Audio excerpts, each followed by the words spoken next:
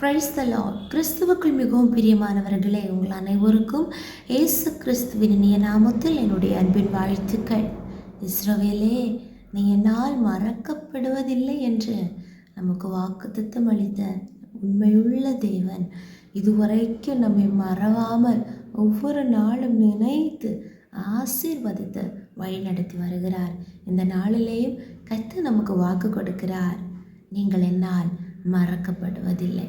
யார் மறந்தாலும், தாய் மறந்தாலும் கர்த்தர் நம்மை மறக்க மாட்டார். Price the Lord.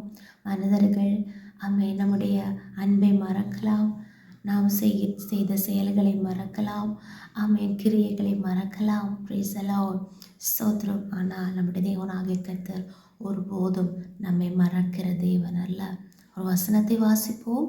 லூக்கா எழுதின சுவிசேஷம் 12ஆம் அதிகாரம் அதனுடைய 6-7 வசனங்கள். 2 காசுக்கு 5 அடைக்கலான் குருவிகளை விற்கிறார்கள் அல்லவா? அவைகளில் ஒன்றாகலும் தேவனால் மறக்கப்படுகிறதில்லை. உங்கள் தலையில் உள்ள மயிரெல்லாம் எண்ணப்பட்டிருக்கிறது. ஆகையால் பயப்படாதிருங்கள். அநேகம் அடைக்கலான் குருவிகளை பார்க்கலும் நீங்கள் விசேஷித்தவர்களாக இருக்கிறீர்கள். Praise the Lord.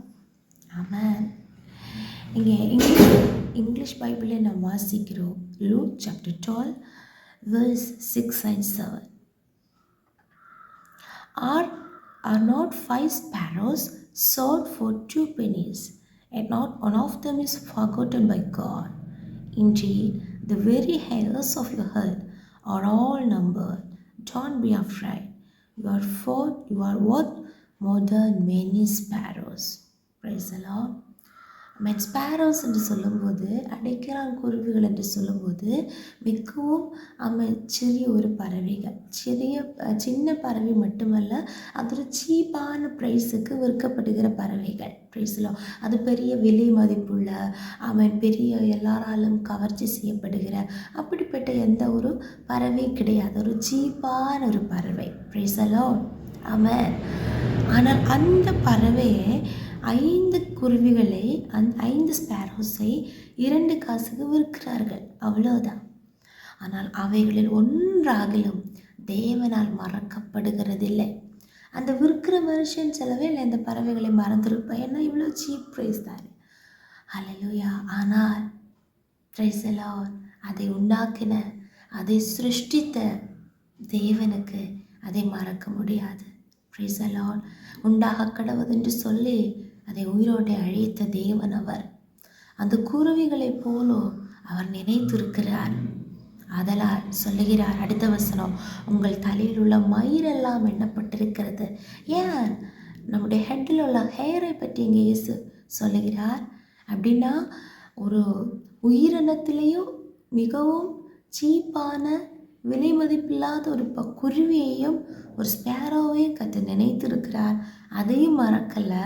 நம்முடைய இந்த சரீரத்திலேயும் இந்த ஹேர் என்று சொல்லும்போது அந்த ஹேருக்கு நம்ம என்ன மரியாதை கொடுக்குறோம்? ஹல்லேலூயா.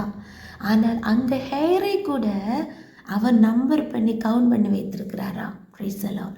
அப்படி என்றால் நம்முடைய சரீரத்தின் ஒவ்வொரு அவயவங்களையும் நம்மை ஒவ்வொருவரையும் பர்சனலாக, நம்முடைய மனது, நம்முடைய இருதயம், நம்முடைய உடல் உறுப்புகள், நம்முடைய ஒவ்வொரு நிலைமைகள், நம்முடைய பாடி கண்டிஷன்ஸ், ஆமென், ஸ்தோத்திரம், மென்டலி, ஃபிசிக்கலி, ஹல்லேலூயா, ஸ்பிரிச்சுவலி நாம் எப்படி இருக்கிறோம் எல்லாவற்றையும் அறிகிற ஒரு தேவன் அவர்.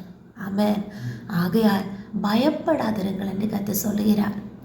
எல்லாரும் மறந்தாங்களே, எல்லாரும் விட்டு மாறி போனாங்களே, நான் உதவி செஞ்சவங்க, நான் நன்மை செஞ்சவங்க, நான் அன்போடு அரவணைத்தவங்க, யாரும் இன்று எனக்கு இல்லையே, எல்லாரும் எனக்கு காரணமில்லாத சத்துருக்களாக துரோகம் பண்ணுகிறார்களே, அப்போ நான் என்ன பண்ணுவேன் என்று சொல்லி பயப்பட்டு திகைத்து கலங்கி சோர்ந்து போகாதிருங்க. கர்த்தர் சொல்லுகிறார், ஆமென், அநேகம் அடைக்கலான் குருவிகளை பார்க்கலும் நீங்கள் விசேஷித்தவர்களாக இருக்கிறீர்கள். யாருடைய கண்களுக்கு முன்பாக? நம்மை படைத்த, நம்மை சிருஷ்டித்த, நம்மை உண்டாக்கின தேவனுக்கு நாம் விசேஷித்தவர்கள். நாம் என்றும் அவருக்கு விசேஷித்தவர்கள். இந்த உலகம் நம்மை மதிப்பில்லாத ஒன்றாக எண்ணினாலும், ஆமென், ஸ்தோத்திரம், தள்ளினாலும் நம்மை சிருஷ்டித்த தேவனுக்கு நாம் விசேஷித்தவர்கள். எப்படி அநேகம் அடைக்கலான் குருவிகளை பார்க்கிறோம். ஏன் அப்படி சொன்னார்? 5 அடைக்கலான் குருவிகளை 2 காசுக்கு விற்கும்போது அந்த ஒரு குருவியை போலும் தேவன் மறக்கிறது இல்லையா? அப்போ அநேகம் அடைக்கலான் குருவிகளை விட நம்மை கர்த்தர் விசேஷித்தவர்களாக பார்க்கிறார். அப்போது எவ்வளவு நம்மேல் கரிசனை உள்ள ஒரு தேவன் அவர். அதனால் அவன் நமக்கு ஒரு தேவன் உண்டு. ஆமென். அவர் நம்மோடு கூட இருக்கிறார். எந்த சூழ்நிலையிலையும் கலங்காதிருங்க. இயேசு கிறிஸ்துவை விசுவாசிப்போமாக. அவருக்கு நம்முடைய இருதயத்தில் இடத்தை கொடுப்போமாக. அவரை நம்முடைய இரட்சகராக ஏற்றுக்கொள்வோமாக.